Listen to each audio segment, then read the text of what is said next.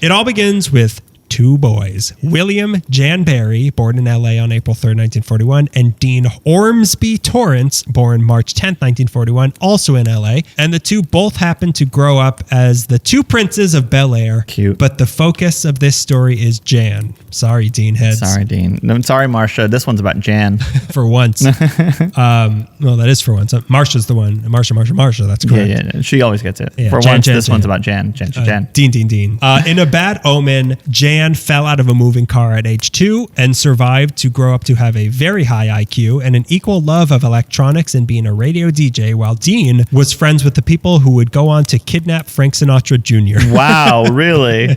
Imagine if that's how, like Patty Hearst being in the whatever. The mamas and the papas.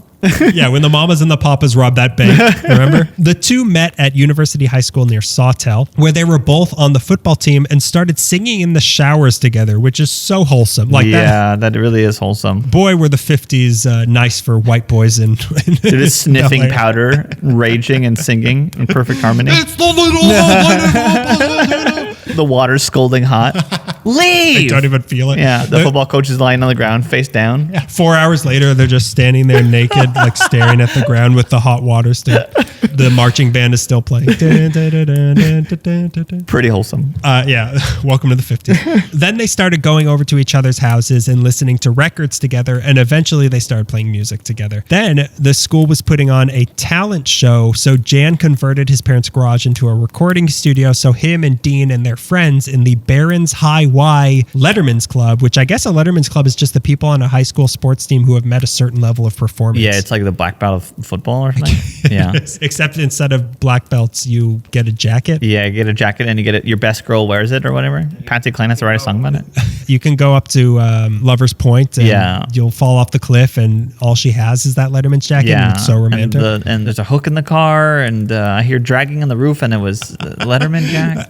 It was the Letterman jacket all along. Yeah. Spooky. I always assumed that Letterman jackets, because David Letterman wore them, because he kind of wore that same sort of jacket. So I'm like, oh yeah, David Letterman's jacket. Yeah, I get it now. But how did all these people in the 50s know who David Letterman was? Maybe it's a popular child star or something. Were these people all just early fans of Larry Bud Melman and they got all their jackets ready? So he converted his parents' garage so they could practice for the actual garage band. Yeah. Hey, Greg, yeah. It's not just an app on your phone anymore. It's in your parents' garage. Together, they learned 3 songs. Rock and Roll Is Here to Stay, Get a Job, and Short Shorts, which they would play over and over and over and over, which sounds like my summer playlist. When I'm at the beach throwing my butt in the ocean, that's what's going on in my head. Yeah. I don't wear short shorts. I don't wear short shorts. I don't wear short shorts. You just asked me. I don't wear short shorts. So needless to say, after that talent show, everybody quit the band but Jan and Dean. They graduated high school in 1958 and Dean immediately joined the Army, but Jan wanted to keep playing, so he got a guy named Arnie Ginsberg to play with him, and the two became known as Jan and Arnie. Wow, is that true? Yeah, I was going to say it's like Tom and Jerry before it was Simon and Garfunkel, but it wasn't Dean. It was Arnie. There was no Dean yet. Oh, but I forgot to mention one of the guys in this garage band was Bruce Johnston, who would later become one of the Beach Boys. He was like one of the touring Beach Boys or something. All right. But anyway, Jan and Arnie, in classic mythical Hollywood fashion, the two went to a pay-to-record recording studio, recorded a song called Jenny Lee, and while they were recording, a guy who worked for Arwin Records heard them and said, I can make you two into big stars. Mm-hmm. So with this guy's help, Jenny Lee was released as an EP by Jan and Arnie and went to number 8 on the Billboard chart on June 30th, 1958. And it looked like this might be the start of something big, and it was for Jan. Which one has a shorter name? You, come. Could we shave like one letter off this name? I know a guy. So Jan and Arnie released 2 more songs together, but those songs didn't go so well. So Arnie lost interest, even though they had managed in just 6 months to perform on the Dick Clark Show and the Jack Benny Show, which I didn't even know Jack Benny had musical performers. So Arnie's like, I'm only on Dick Clark and Jack Benny. See ya, Jan. Oh, he quit on number 8 on the charts? Nah. I could do better on my own. So he quit and joined the Army. Army in the Army? Oh, wait, no. It was Jan and Army. Oh, no. I got it mixed up. Oh, no. Army joined the Army. Luckily, though, right when Arnie left, Dean was out of army and was now jacked and ready to do up. So he rejoined Jan, and they were now officially Jan and Dean. Cool. With the steam that Jan had already built up with Jenny Lee, he managed to get involved with Herb Alpert and Lou Adler, Whoa. who helped shape them in their formative years and got them on American Bandstand in July 1959 with their song Baby Talk, which went to number 10. So he's still going down on that chart. Arnie was right. Have fun in Vietnam. I'm going to where they're making good music. Then in 1961, they signed on to Gene Autry's Challenge Records label and released Heart and Soul, which went to number 25 nationally. God, Wrong direction, Jan. You would think that in the army, they would have taught Dean north and south. But The number's got to be lower to get better. That's how it works. it's The golf money. rules in music, right? Actually, no, that's... I have No, no that, idea. I don't know. I literally don't know. I only crash planes on golf courses. All I know about golf is that I can land a plane there. I'm just thinking about in the 40s if Howard Hughes was Jewish and he tried to land on the golf course and they're like, no Jews! He's trying to land. I don't want to get in trouble for this one. I better knock down 5 houses. I don't want to get in trouble.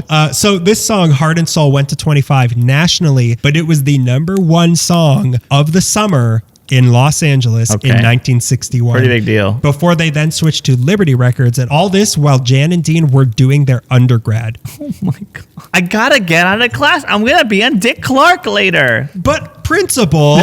Ed Sullivan wrote a note for you. Okay, sure he did. So Jan was studying pre-med at UCLA and Dean was studying design at USC. They were a popular band, but they could only tour during the summers because of school, and that was stunting them from really blowing up. But neither of them had any faith in a lasting music career and knew that they both, they were adamant, we're not dropping out of school. Right. We're staying in school, and I have to be home for dinner. My mother's making lasagna. Just for me, because she asked me what I wanted, and I said lasagna, and I have to show up now. I committed. Sorry, John, Paul, and George and Ringo. I got to go have lasagna in Bel Air. But 1963 was a pivotal year for both of them. Jan started his doctorate at UCLA, and Dean started his master's in architecture at USC. But in more important news, they heard Frankie Valli and the Four Seasons for the first time. That'll do it. They were so blown away and fell in love with falsettos and decided to mimic that in a new song called Linda, which shot all the way to number 28. I would have quit. I would have stopped.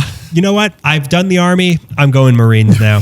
I went to the Army when I thought we were a top 10 band. Yeah. I'm going to the Marines. I'm going to learn how to kill a man very savagely. And maybe when I come back, I'll get number 12 again. But the most important thing that happened to them this year was that they booked a show to play at the Hermosa Beach High School, where they were assigned a backup band called The Beach Boys. Oh my God. The Beach Boys were slightly less famous than Jan and Dean at the time, so it kind of makes sense that they were their backing band, but also how dare they? I have young Mozart over here. Yeah. Our generation's George Gershwin. But I guess you could play in the back. But Jan struck up a friendship with Brian Wilson from this show they were doing. The two bonded as the brains behind their respective bands. Brian taught Jan how to write better music, and Jan taught Brian how to produce records. Cool. They'd hang out and even played and sang on each other's records. Brian even gave a few songs to them to play on their second album that capitalized on this new surfing craze that was sweeping the city in Surfin' and Surfin' Safari. Right. On the album, Jan and Dean Take Linda Surfing,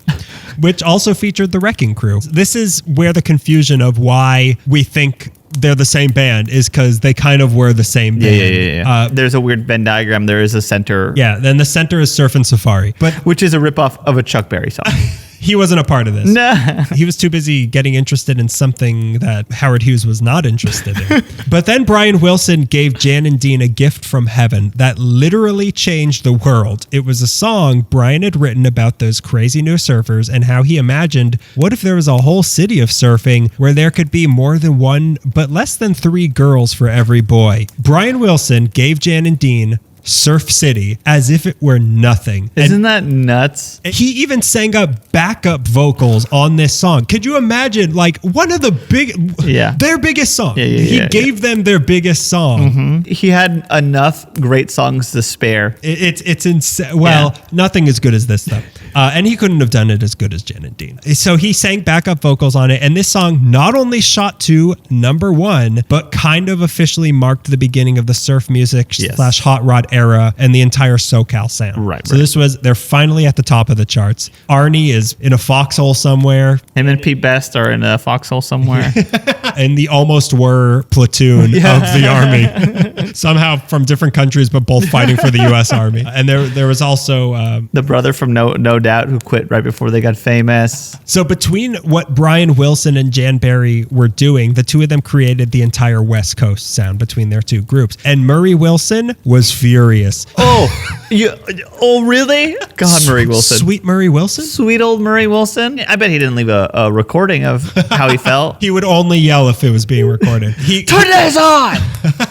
He couldn't believe Brian would give away that song and forbade him from ever seeing Jan Berry again, but he still did it secretly. They still hung out plenty. Jan and Dean would go on to sing The Little Old Lady from Pasadena, but the song that holds a disturbing spot in their story came out in 1964. Both Jan and Dean loved fast cars, and one of their pastimes was drag racing at Sunset and Vine, so they wanted to memorialize these races in a song. The original Fast and Furious. The original Fast. I was about to say, like, I hate fast drivers now. Mm-hmm. I hate fast driving as a sport, but also like looking back at that era, like, ooh, drag racing. I know. It's the same thing. Yeah, but is. Like less fast, but the cars could hurt more. Yeah, they were made of pure metal. They could do as much damage as Howard Hughes' airplane. Yeah, they weighed like a tank. They were made out of all the metal that should have been going to World War II. Un-American. So in particular, they wanted to do a song about a stretch of sunset that took many a racer's life, a mythical spot known as Dead Man's Curve. The exact location of Dead Man's Curve is up for debate, but it's generally agreed that it was the part of Sunset just west of Groverton Place, north of Drake Stadium, in that area where it dips and curves between Veteran and Royce. So it was right there. It was an impossibly sharp curve. By USC, right? No, UCLA. It's UCLA, sorry, UCLA. But right just north of UCLA. It was an impossibly... You idiot. May I add, you idiot. It was an impossibly sharp curve that was improperly banked when you were heading east. So you'd come around sharp going downhill and almost fly into a wall of trees. So to overcorrect for this, you'd veer to the left and then you'd risk spinning out into oncoming traffic coming the other way. Dead Man's Curve. A classic Dead Man's case Curve. of Dead Man's Curve. In just the 2-year stretch, this area had 26 accidents and 3 deaths. The most famous being Bugs Bunny himself, Mel Blanc, in January 1961. He got into such a bad accident on Dead Man's Curve that he was in a coma and a body cast for 7 months. He almost died, but that was not all, folks. A different character, which I think he also did. I don't think it was the coma. I think he was when he was near death and kind of in dementia. He like couldn't help, and he was just doing all the voices of the cartoon characters, and people were like, what the hell? I'm pretty sure I read that somewhere, and I disturbed by it. Like a robot melting down. Like a robot melting down. Like I always reference this, but the Batman animated series when the Clayface and he keeps turning into different things. So he almost died, but he survived. He did a lot of voices and he survived. Mel Blanc died, but Bugs Bunny lived on. Luckily, he transferred his spirit into Bugs Bunny.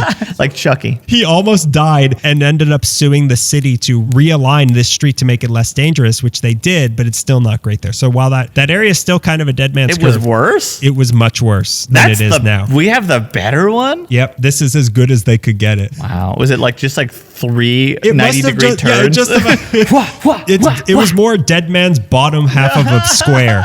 So yeah, the Jan and Dean song Dead Man's Curve changed the locations to make the lyrics be more Hollywood centric. They couldn't find it. But yeah, they didn't want people going and worshiping Dead Man's Curve. But this is the place that they were singing. Okay. Dead Man's Curve is no place to play. Dead Man's Curve, you best keep away. Dead Man's Curve, I can hear him say, won't come back from Dead Man's Curve. Meanwhile, and you didn't sing that? Why would I sing that? It's not a parody.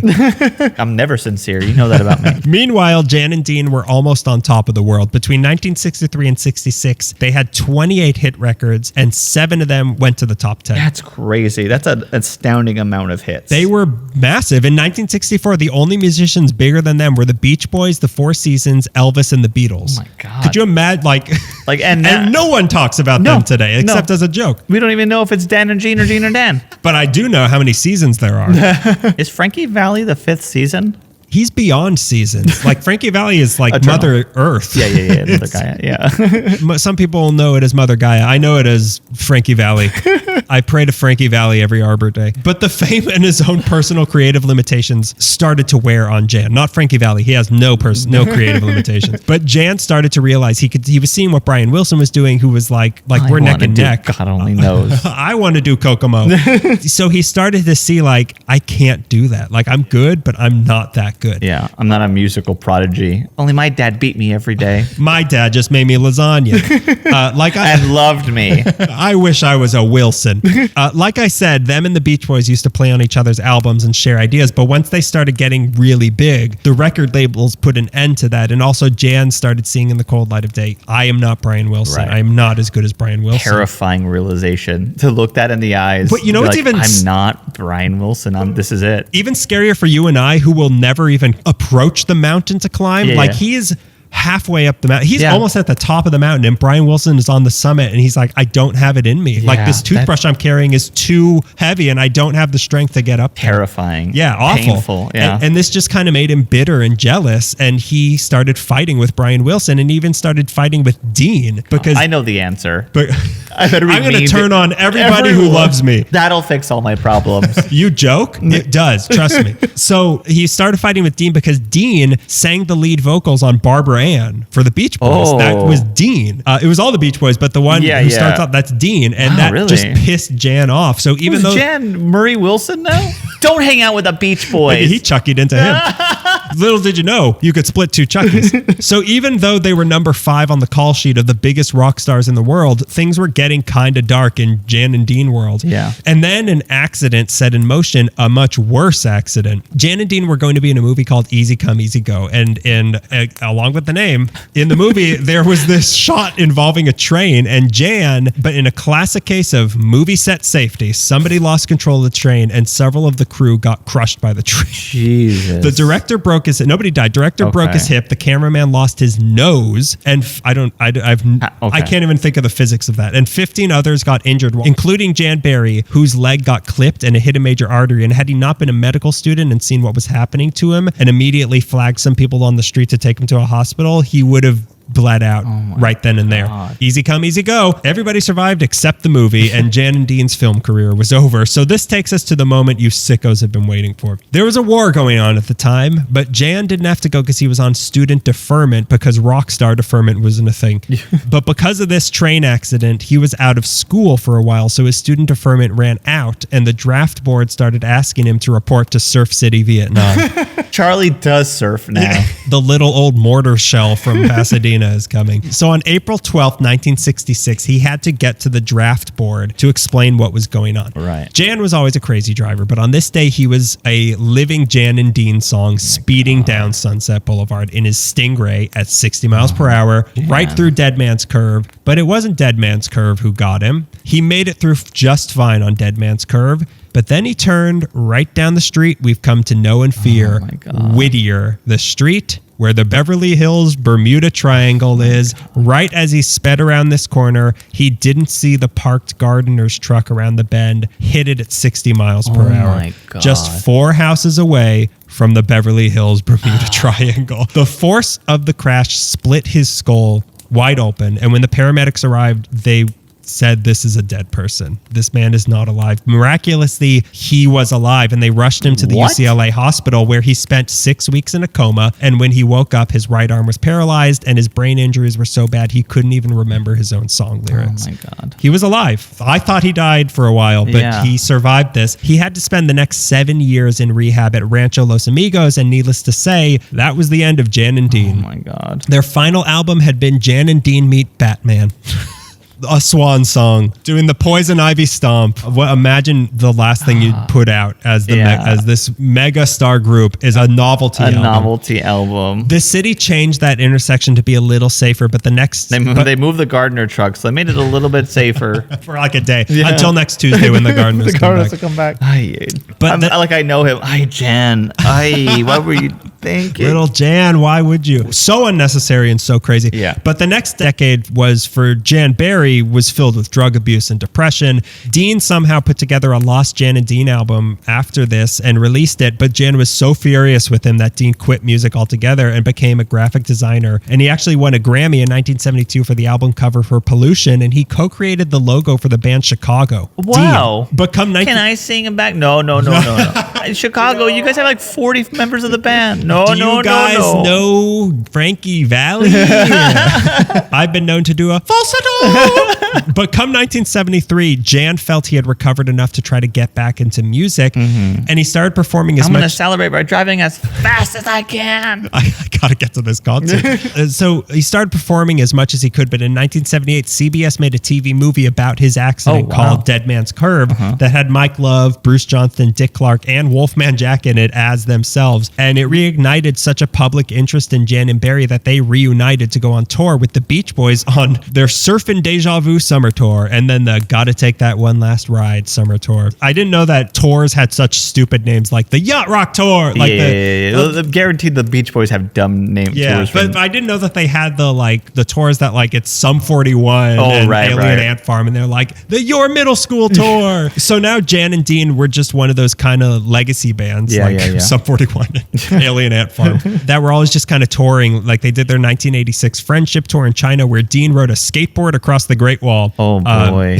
He grinded across the Forbidden Palace. The whole time he was in rehab, he's like, I'm going to get on skateboard again. And This was Dean that did the skateboarding. Jan never skateboarded again. Their backup band was called the Bel Air Bandits. Cool. Also in 1986, Jan opened up the Jan Berry Center for the Brain Injured in Downey. They were touring up through the early 2000s, but Jan was permanently injured from that accident, and in March of 2004, he had a bad seizure and died in the same hospital where his life had been saved 40 years earlier. The Beverly Hills Bermuda Triangle finally took him. Oh, man.